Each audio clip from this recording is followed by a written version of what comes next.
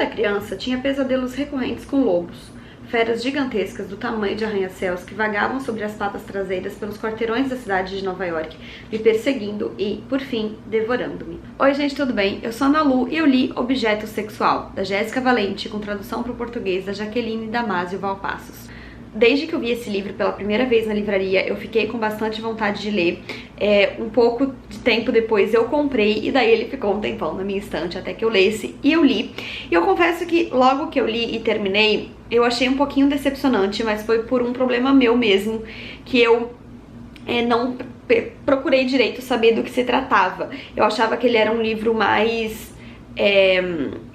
analítico da situação e ele é mais uma memória, mas está escrito aqui, Memórias de uma Feminista. E ele é interessante da sua maneira, porque o que a Jéssica faz aqui é contar muito de sua história para mostrar como a história das mulheres com a misoginia e sendo um objeto sexual é universal do gênero feminino. Então ela meio que estuda assim a situação, mas muito através do caso dela. E aí, enfim, eu não estava preparada para isso, eu achava que ele era mais analítico e como ele era mais memorial, assim, em vários momentos ela contava casos dela e eu demorei um pouco a me conectar. Hoje, né, depois já um tempinho de ter feito a leitura, eu consigo colocar em perspectiva e entender o quanto isso é forte. O quanto é forte que a história e os relatos de uma mulher, infelizmente, se encaixem tanto com a vida de infinitas outras. E, enfim, a gente vai conversar um pouquinho sobre esse livro. Bom, então, como o próprio título já deixa claro, o objetivo principal da Jéssica aqui é mostrar o quanto é difícil a vida de uma mulher, o quanto ela se difere da vida dos homens, é justamente por conta que ela é vista como um objeto por diversos âmbitos da sociedade por conta da misoginia.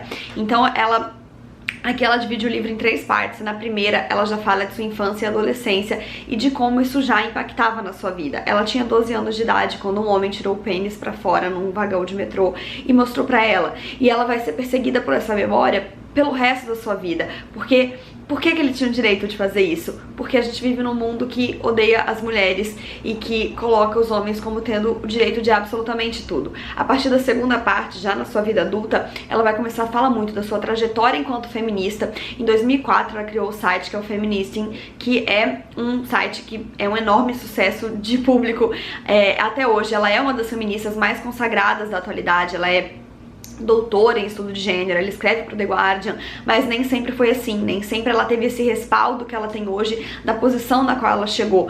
Antes, no início, ela só recebia realmente ameaças, xingões, e a vida dela se tornava cada vez mais difícil para ela insistir com aquilo. Então ela não tinha o direito de se posicionar a favor das mulheres, ela não tinha o direito de lutar pela igualdade de gênero, ela só era mais massacrada o tempo inteiro. Ela também vai falar muito dos relacionamentos que ela teve na vida. Então, como mulher heterossexual, ela acabava se sujeitando a diversas coisas para manter um homem ao seu lado, ou porque ela achava que devia ser assim. E muito da história da Jéssica passa por um lugar que percebendo desde cedo que ela seria vista como objeto sexual de qualquer forma, ela decide que ela vai ser e assim ela leva grande parte da sua vida. Então ela era a menina gostosa, ela era a menina dada, ela era a menina que os homens queriam pegar, queriam comer, ela era essa menina em diversas situações pelas quais ela passava, em diversos grupos.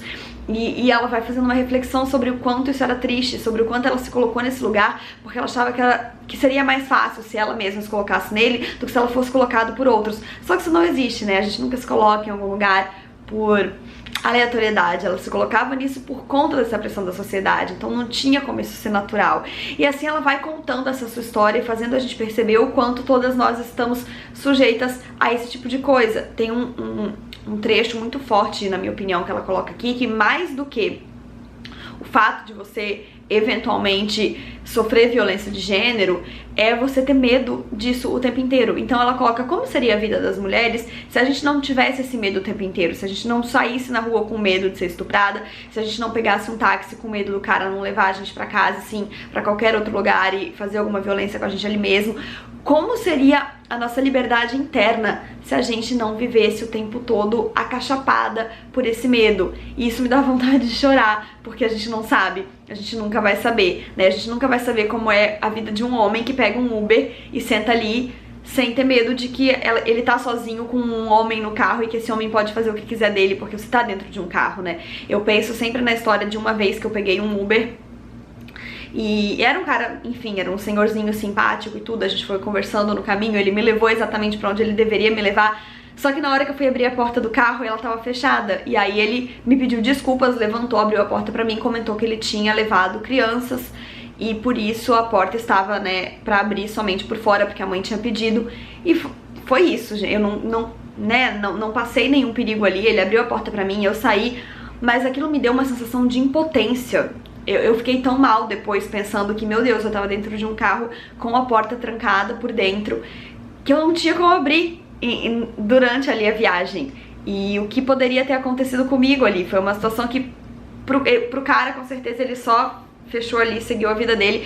E eu lembro que na minha pós-graduação, eu e o meu grupo pro TCC, a gente desenvolveu um livro que eu vou colocar até o link aqui embaixo, que chama Que Mundo é Esse? Gênero por Elas.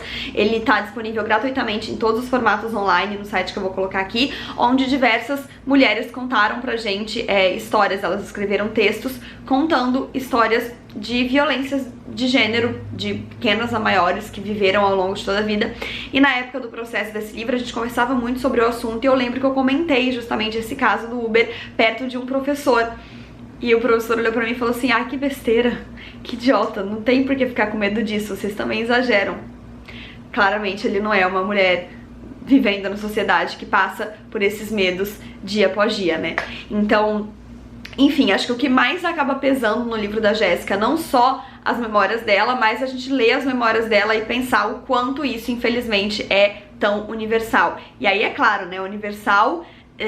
dados os devidos recortes, porque a Jéssica ainda é uma mulher branca, moradora dos Estados Unidos, então ela tem uma grande alicota de privilégios que, enfim, né, mulheres negras não têm, que mulheres lésbicas não têm. Então, quando eu digo universal, eu tô dizendo ao grupo amplo de mulheres, mas essas violências, elas vão se multiplicando e se somando à medida que essas outras características vão entrando, né? Então seria com certeza muito pior se a Jéssica não tivesse esse privilégio de mulher branca, e isso faz a gente pensar ainda mais.